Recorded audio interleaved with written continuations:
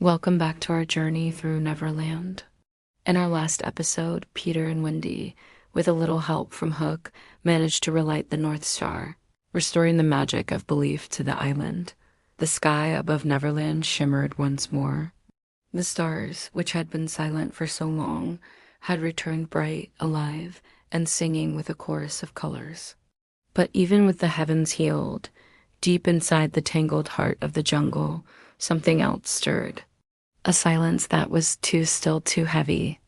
By a small, crackling campfire, Wendy sat mending a tear in Peter's sleeve. He was asleep nearby, his breathing steady and peaceful for the first time in what felt like ages. Above them, Tinker Bell floated, her light warm and constant again, humming a soft, contented tune. A little way off, John and Michael whispered with the lost boys, their fingers tracing maps and plans in the dirt, a jumble of dreams and adventures yet to come. For the first time in a long while, Neverland felt safe. But Wendy couldn't shake a familiar, nagging feeling. The feeling that peace never lasted long here. By morning, the quiet camp had erupted into joyful chaos. Peter was already awake, whistling a jaunty tune as he skipped across the dew-kissed clearing. "Everyone up, get up," he called out, his voice ringing with excitement. "We've got stars to celebrate." The lost boys cheered, scrambling to their feet and following him eagerly towards the glade of echoes. In this magical place, the light of the newly returned stars shone like a celestial river flowing through the trees. The ground itself seemed to dance with the reflection of the sky, as if Neverland had grown its own private heaven. Peter stood in the very center of the glade, the starlight swirling around him. He waited for everyone to gather, his usual mischievous grin softened by a new seriousness. "Neverland lives because we believe in it," he said, his voice carrying a weight they hadn't heard before. But belief isn't just about flying or fighting pirates. It's about trusting each other, really trusting each other, even when things get scary. Wendy watched him, a soft smile playing on her lips. She'd never seen him like this. He looked almost older, as if the responsibility of saving Neverland had etched something new onto his eternally youthful face. Tinker Bell, sensing the gravity of the moment, circled around the group, her glow expanding into a golden ring of light that enclosed them all. Peter lifted his dagger high, its blade catching the starlight. "I think it's time we made a promise," he declared. "An oath to protect this island together." John, ever the practical one, raised his hand tentatively. A magical oath?" Peter's familiar wink returned. "The best kind." One by one, they stepped forward. Wendy, John, Michael, and all the lost boys. They joined hands, a small, determined circle standing beneath the gentle fall of starlight. Peter's voice was clear and steady. "Repeat after me," he instructed. "By light and shadow, by dream and heart, we keep Neverland alive." Their voices joined his, a chorus of hope echoing through the glade. By light and shadow, by dream and heart, we keep Neverland alive. The very moment they spoke the final word, the stars above flared with impossible brightness.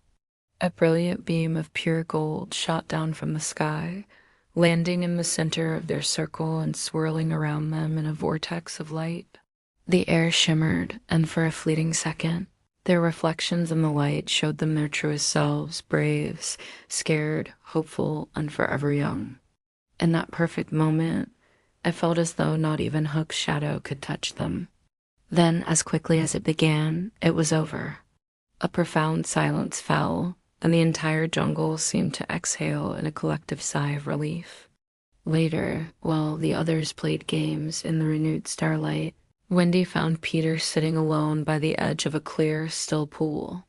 He was unusually quiet, just staring at his reflection in the water. She noticed it looked different, more solid, more human, less like a creature made of light and air. "Are you okay?" she asked softly, sitting beside him. Peter managed a faint smile. "I can feel it, Wendy. The more the stars return, the more I change." Wendy frowned, confused. Change how? Growing up, he said simply, the words hanging heavy in the air. Wendy sat with him, a conflict of emotions warring within her. That's not a bad thing, Peter. He looked away, his gaze fixed on the rippling water. For me it is, he said, his voice barely a whisper. If I grow up, I'll stop being the magic that keeps Neverland alive. She looked at him, her heart aching for his impossible dilemma. You can't stay a child forever, Peter. He smiled softly, a sad, knowing smile. Maybe not. But I can make sure everyone else keeps dreaming. Just then, Tinker Bell landed gently on Peter's shoulder, her light flickering as she whispered something urgently into his ear, a secret only he could understand. Peter nodded slowly. He turned back to Wendy, his expression resolute. I'm going to share the heart of the North Star? She asked, her eyes widening in surprise. Peter nodded again. If I give each of you a spark of it, a piece of its magic, then Neverland won't have to depend on me alone anymore. He held out his hand, and a breathtaking glow began to rise from his chest, a small, brilliant, living light. With a gesture, he broke it into tiny, shimmering pieces, placing one into the cupped hand of each of his friends. You're part of Neverland now, he said, his voice filled with a new kind of hope. Wherever you go, a piece of it will always be with you, and it'll always find you. Wendy stared at the light flickering gently in her palm. It's warm, she whispered in awe. Peter smiled, a genuine, happy smile. That's belief, that the celebration was tragically short-lived. As true night began to fall, the air grew chillingly cold once more. The stars overhead, which had shone so steadily, began to pulse a slow, faltering rhythm, like a heartbeat struggling to keep time. Tinker Bell darted upwards, her light flashing in alarm. Something's wrong, she chimed, her tiny voice filled with panic. The oath's been... Copied. Wendy looked around the darkening glade, bewildered. Copied? What does that mean? A laugh echoed through the trees, a soft, mocking, horribly familiar sound. From the deepest shadows, a figure stepped forth. It was tall and twisted, a caricature of a man, and it smiled with Peter Pan's own grin. Hook's shadow bowed with dramatic flair. A beautiful ceremony, children. I do love a good promise, especially when I can steal it. Peter immediately stepped in front of the others, his body a protective shield. You're not Hook, the shadow chuckled, a sound like dry leaves skittering across stone. No, I'm what's left when you forget who you are. It spread its shadowy arms wide, and as it did, every reflection in the glade darkened.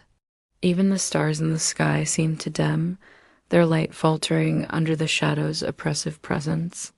The tiny sparks of the heart they held in their palms flickered wildly, fighting to stay alive against the encroaching darkness. Wendy shouted, her voice cutting through the stunned silence. Peter, it's trying to undo the oath. Peter reached for his dagger, but its familiar glow was gone.